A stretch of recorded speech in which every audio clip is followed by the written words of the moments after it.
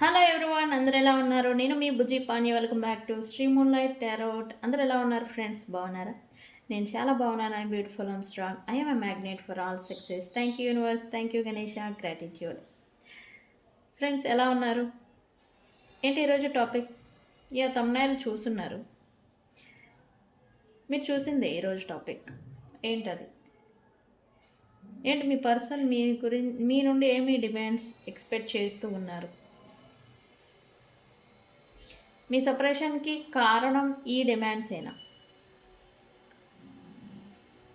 నిజమా కాదా అనేదే చెక్ చేద్దాం అనుకుంటూ ఉన్నాను. అండ్ ఈరోజు రీడింగ్కి ముందర నేను మీకు ఒక మనీ కోడ్ని షేర్ చేయాలి అని అనుకుంటూ ఉన్నాను. మీరు మీ లైఫ్లో డబ్బుకి రిలేటెడ్ ఏదైనా ఇబ్బందులు పడుతూ ఉంటే, అసలు ఇబ్బందులు రావడానికి కారణం ఏంటి?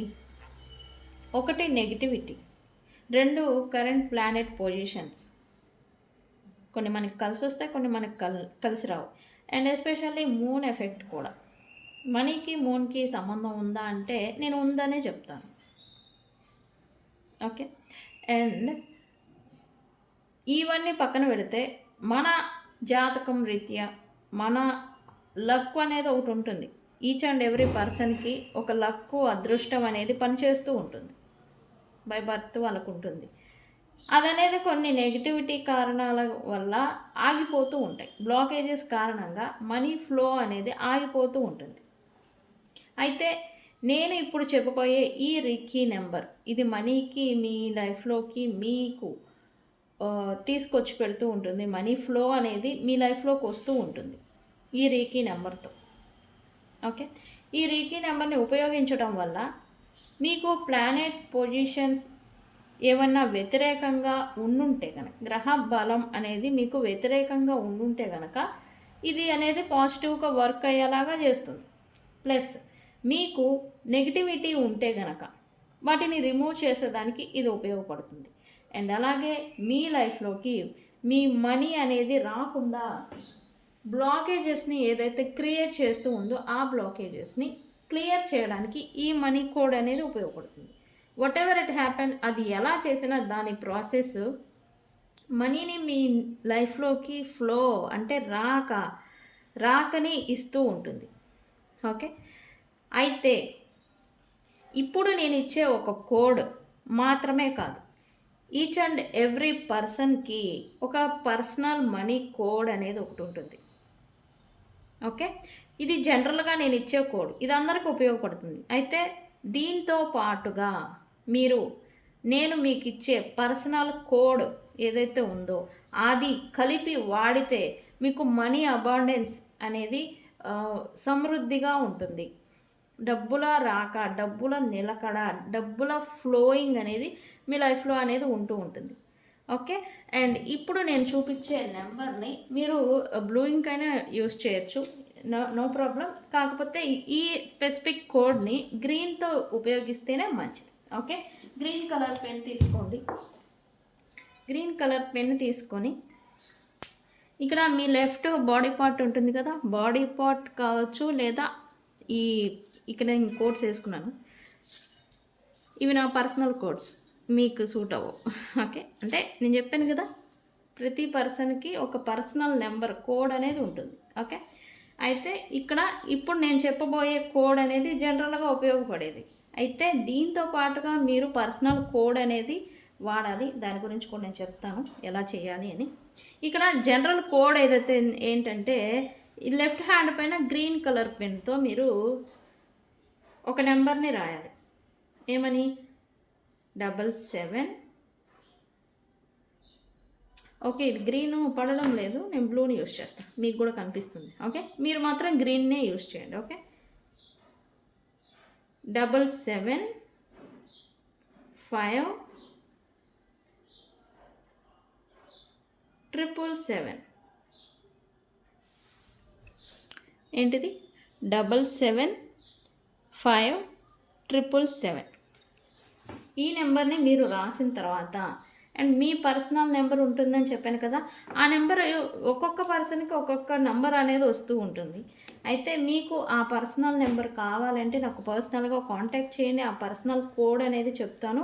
ఆ కోడ్ ప్లస్ ఈ నెంబర్ని మీరు రాసుకుంటూ ఉంటే డైలీ మీరు ఏం చేయాల్సిన పని లేదు. జస్ట్ ఇట్లా లెఫ్ట్ హ్యాండ్కి ఇలా రాయటమే. ఇక్కడ ఈ నెంబర్ రాసి పక్కన ఆ నెంబర్ రాసుకోవడమే. రాస్తే మీకు ఎలా అయినా సరే మల్టిపుల్ వేలో మీరు చేస్తున్న ప్రొఫెషన్ నుంచి మాత్రమే కాదు, ఇతర అదర్ సోర్సెస్ నుండి కూడా మీకు మనీ ఫ్లో అనేది ఉంటుంది. ఓకే, బట్ ఆ పర్సనల్ నెంబర్ని మీకు చెప్పాలి అంటే మీరు నన్ను పర్సనల్గా కాంటాక్ట్ అవ్వండి. మీకు ఆ కోడ్ అనేది ఇస్తాను. బట్ వెరీ ఎఫెక్టివ్గా ఉంటుంది. ప్రతి ఒక్కరికి ఒకే నెంబర్ కాదు, ఒక్కొక్కరికి ఒక్కొక్క నెంబర్ అనేది వస్తూ ఉంటుంది. ఆ కోడ్ ఏంటి అనేది నేను ఎగ్జామినింగ్ చేసి మీకు మీ కోడ్ అనేది మీకు ఇస్తాను. నన్ను పర్సనల్గా కాంటాక్ట్ చేయండి. ఓకే, ఈ నెంబర్ రాసి ప్లస్ అది కూడా వాడాలి. ఓకే, ఇది జనరల్గా ఇస్తూ ఉన్న కోడ్. ఓకే, ఏంటది 77577. ఈ నెంబర్ని మనీ కోడ్ని ఉపయోగించండి. దీంతో పాటుగా మీ పర్సనల్ కోడ్ కావాలంటే నన్ను కాంటాక్ట్ చేయండి. ఓకే ఓకే అండ్ అలాగే ఎవరికైనా పెయిడ్ పర్సనల్ రీడింగ్స్ కావాలన్నా మనం కాంటాక్ట్ చేయండి. Candle magic spells reiki healing process. Reiki హీలింగ్లో కార్డ్ కటింగ్ ప్రాసెస్ ఉంది. ఆ కార్డ్ కటింగ్ ప్రాసెస్తో మీ నుంచి దూరం అయిపోతూ ఉన్న థింగ్స్, అది డబ్బులు కావచ్చు, ఆపర్చునిటీస్ కావచ్చు, వ్యక్తులు కావచ్చు, ఎవరైతే దూరం అయిపోతూ ఉన్నారో వాళ్ళని తిరిగి మీ లైఫ్లోకి రప్పించుకోవచ్చు reiki healing card cutting process ద్వారా అండ్ మీ ఎనర్జీతో సహా. అండ్ అలాగే మీ 7 చక్రాస్ని హీల్ చేసుకోవచ్చు ఈ రీకీ హీలింగ్ ప్రాసెస్తో. అండ్ అది ఎలా అనేది నేను మీకు పర్సనల్గా కాంటాక్ట్ చేయండి. మీకు ఎలా అనేది విధానం అనేది నేను చెప్తాను. అండ్ ఇది వన్స్ నేను మీకు షేర్ చేస్తే ఇది లైఫ్ లాంగ్ మీకు ఉపయోగపడుతుంది ఈ ప్రాసెస్ అనేది. ఓకే, మన దగ్గర ఉండే services tarot reading, astrology guidance, candle magic spells, reiki healing, numerology, which craft, ఇవన్నీ కూడా ఉన్నాయి. ఓకే, సో నాకు కాంటాక్ట్ చేయండి. ఓకే, నేను మనం అనుకున్నాం కదా, మీ పర్సన్ మీ నుంచి ఏదో డిమాండ్స్ ఎక్స్పెక్ట్ చేస్తూ ఉన్నారు. ఆ డిమాండ్స్ ఏంటి అండ్ మీ సపరేషన్కి ఈ డిమాండ్సే కారణమా, అదే మనం ఇప్పుడు చెక్ చేద్దాం అనుకుంటున్నాను. సో మనం వెళ్ళిపోదాం. Okay, universe please give me accurate reading. What my viewers person expecting, demands ఏంటి, మా వ్యూవర్స్ నుంచి ఎక్స్పెక్ట్ చేస్తున్న డిమాండ్స్, ప్రజెంట్ సిచ్యువేషన్.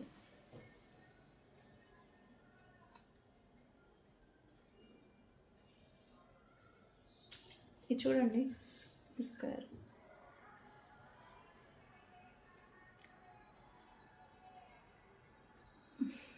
ఓకే, దీని గురించి ఏంటనేది నేను తర్వాత చెప్తాను.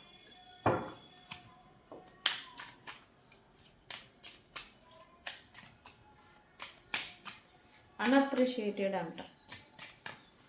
ఏంటి మీ పర్సన్ని మీరు ఏం చేసినా మెచ్చుకోరా? వాళ్ళ ప్రాబ్లం అదే. ఓకే, ఏంటి అబ్సెన్స్. Okay,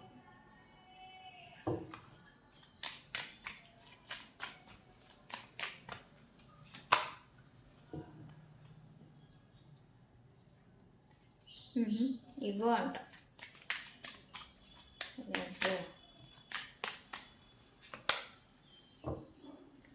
regret.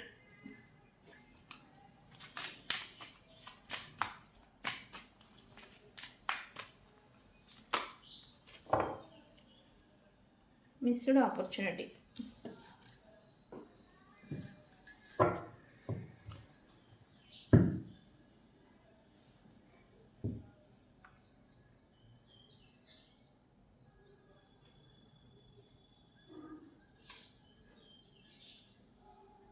ఓకే, ఈ పర్సన్ మీ నుంచి మూవ్ ఆన్ అయిపోవాలి అని అయితే అనుకుంటూ ఉన్నారు, బట్ స్టక్ అయిపోయి ఉంటూ ఉన్నారు మీ థాట్స్, మీ ఆలోచనల్లో. ఓకే, ఇది ఎందుకు వచ్చింది? ఐఎమ్ ట్రయింగ్ టు, అంటే మూవ్ ఆన్ అయిపోదామని ట్రై చేస్తున్నారు, బట్ అవ్వలేకపోతూ ఉన్నారంట మీ పర్సన్స్. అది ఎందుకు అనేది మనం ఇప్పుడు చెక్ చేద్దాం. ఓకే,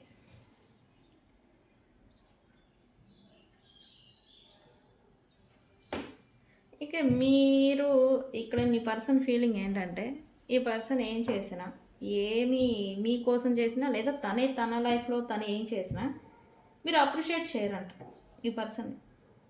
అన్అప్రిషియేటెడ్ అంటే ఆ, తను ఏం చేసినా మీకు అవసరం లేదు. యూ డిడెంట్ కేర్ అంటే మీరు కేర్ చేయరు అనమాట. తను ఎంత సాధించినా మీకు లెక్క ఉండదు, తను ఎంత ఎఫర్ట్ పెట్టినా మీరు కేర్ చేయరు. ఇది అనేది ఈ పర్సన్ మీ గురించి ఫీల్ అవుతూ ఉన్నారు. అంటే ఈ పర్సన్ ఎక్స్పెక్ట్ చేస్తున్న డిమాండ్ ఏంటంటే మీరు తనని అప్రిషియేట్ చేయాలి, తను ఎంత ఎఫర్ట్ పెడుతున్నారో అంత అనేది మీకు రిటర్న్ అనేది మీరు ఇవ్వాలంట మీ పర్సన్కి. ఓకే, ఈ పర్సన్ అదే ఫీల్ అవుతున్నారు. ఎందుకని చూద్దాం. Why unappreciated here? Yes, why unappreciated here? Yeah, ఈ పర్సన్ మోస్ట్లీ పబ్లిక్ రిలేటెడ్ లేదా తన ప్రైడ్, తన లైఫ్లో బాగా సక్సెస్ఫుల్ అయి ఉన్న పర్సన్ అయి ఉండాలి, లేదా తనకి చాలామంది ఫాలోవర్స్ ఉండాలి, లేదా తనకి చాలామందితో కలిసి వర్క్ చేస్తూ ఉండాలి ఈ పర్సన్. వాళ్ళందరికీ ఈ పర్సను గొప్ప గొప్ప వ్యక్తి, ఒక స్టార్ మాదిరి ఈ గొప్ప వ్యక్తి. బట్ ఇంత పొజిషన్లో ఉన్న పర్సన్ మీ దగ్గరకు వచ్చేసరికి మీరు ఈ పర్సన్ ఎంత సాధించినా మీరు కేర్ చేయరు. మీరు ఎంత మీకోసం ఏదైనా చేసినా మీరు దాన్ని కూడా కేర్ చేయరు. అంటే ఒక లెక్కలేని తనం మీ పర్సన్ అంటే మీకు ఒక లెక్కలేని తనం ఉంది అనేలాగా ఈ పర్సన్ మీ గురించి అనుకుంటూ ఉన్నారు. ఇదే మార్చుకోవాలి అని అయితే ఈ పర్సన్ అనుకుంటూ ఉన్నారు అండ్ డిమాండ్ చేస్తూ ఉన్నారు మీ పర్సన్. ఓకే, అబ్సెన్స్ అంట ఇక్కడ ఎందుకు వచ్చింది? Me is missing without you.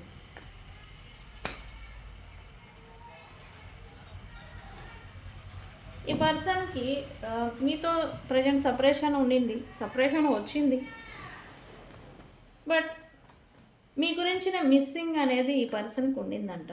ఎందుకంటే సంథింగ్ ఏదో మీ దగ్గర వదిలేసి వెళ్ళిపోయినారు, సంథింగ్ ఏదో మీ దగ్గర ఉండిపోయింది ఈ పర్సన్కి సంబంధించి అని అయితే ఈ పర్సన్ అనుకుంటున్నారు. ఏంటది?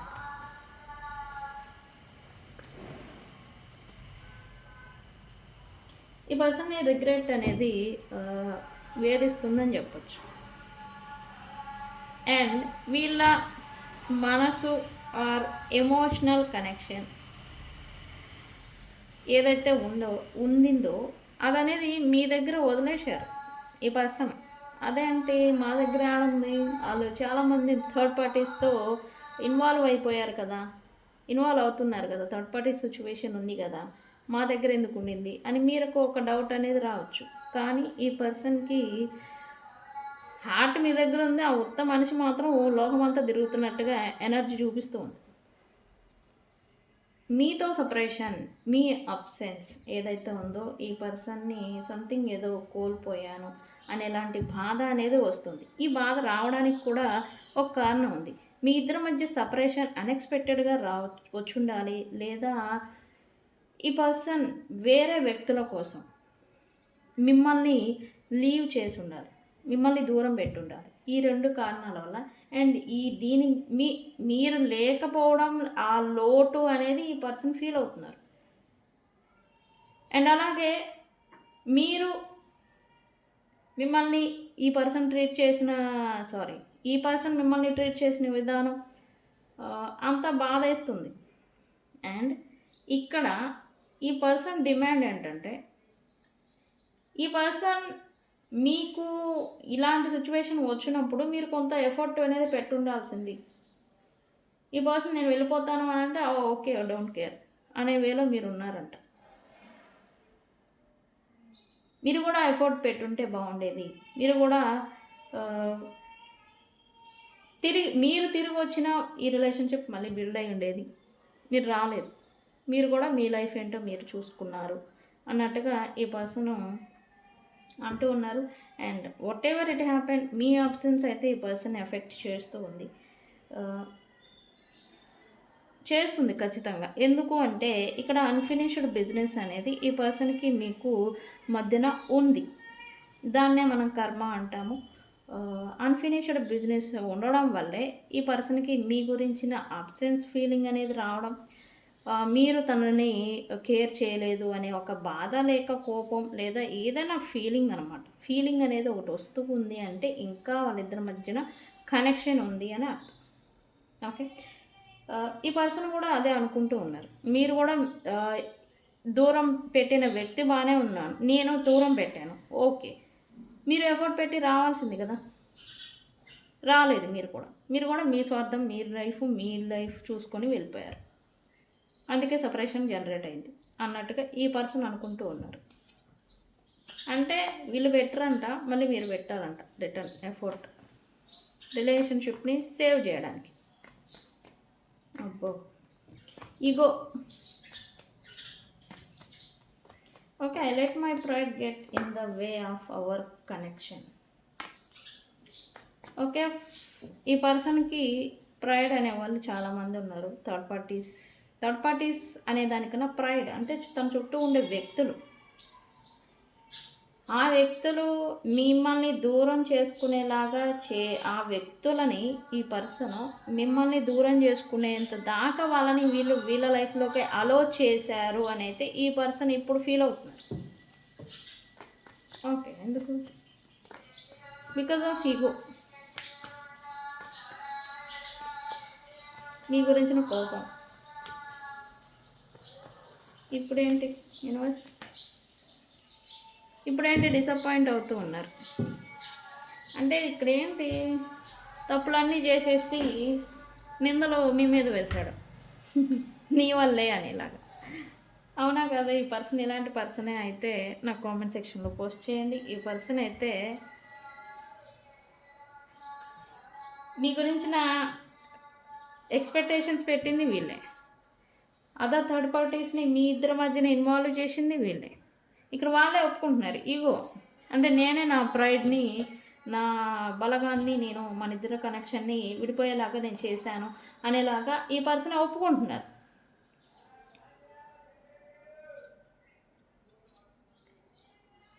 ఇక్కడ ఈ పర్సన్ అలా చేసినందుకు ఇప్పుడు బాధపడుతూ ఉన్నారు.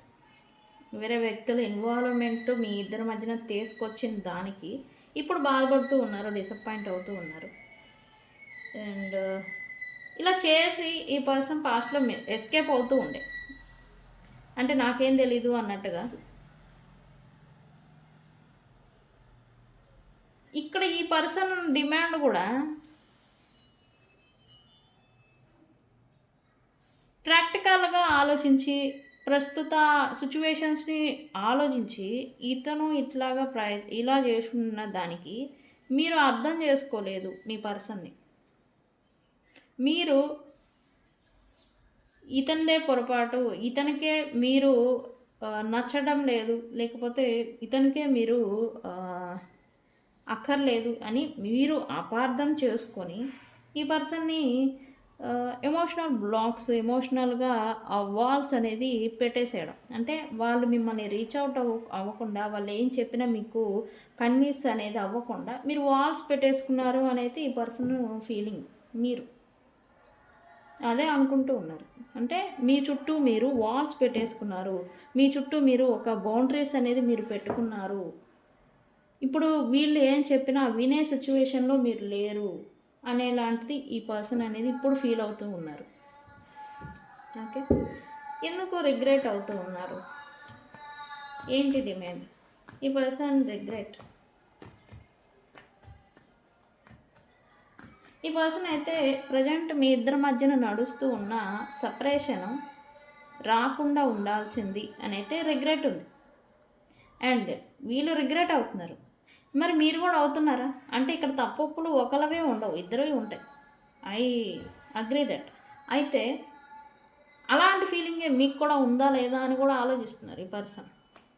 మీకు కూడా అంటే చీమంతైనా ఉండింది కదా, అరే నేను ఇలా చేసి ఉండాల్సింది కాదు అని ఈ పర్సన్ అదే అనుకుంటూ ఉన్నారు రైట్ నా. అదేంటి వీళ్ళు ఎక్స్పెక్ట్ చేస్తున్న డిమాండ్ ఏంటి?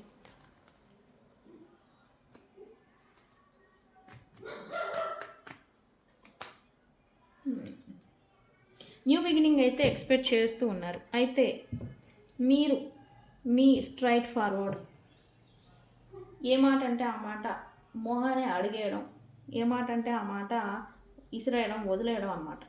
మీకు ఏదైనా బాధ వేసింది మనసులో, దాన్ని ఉంచుకోరు, దాన్ని బయటికి చెప్పేయడం లేదా ఈ పర్సన్ని గడాఖడిగా కడిగేయడం, ఇటువంటి నేచర్. దీనివల్ల ఈ పర్సన్ పారిపోయారని చెప్పచ్చు. అండ్ ఈ పర్సన్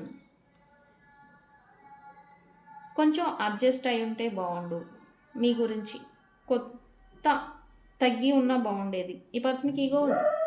ఆ ఈగో కారణంగానే మీరు విసిరిన బాణాలకి, మీరు విసిరిన తోటాలకి ఈ పర్సన్ పారిపోయారని చెప్పచ్చు. అలా ఎందుకు జరిగింది అనేది ఇప్పుడైతే బాధ ఉంది ఈ పర్సన్కి. అండ్ మీరు ఈ హార్ష్ వర్డ్స్ అంటే కటువుగా మాట్లాడటం, మాట అనేది తోటలాగా గుచ్చుకుంటుంది మీరు మాట్లాడితే, ఇదనేది ఈ పర్సన్ తీసుకోలేరు. మాటల తోటాలని ఈ పర్సన్ అనేది తీసుకోలేరు.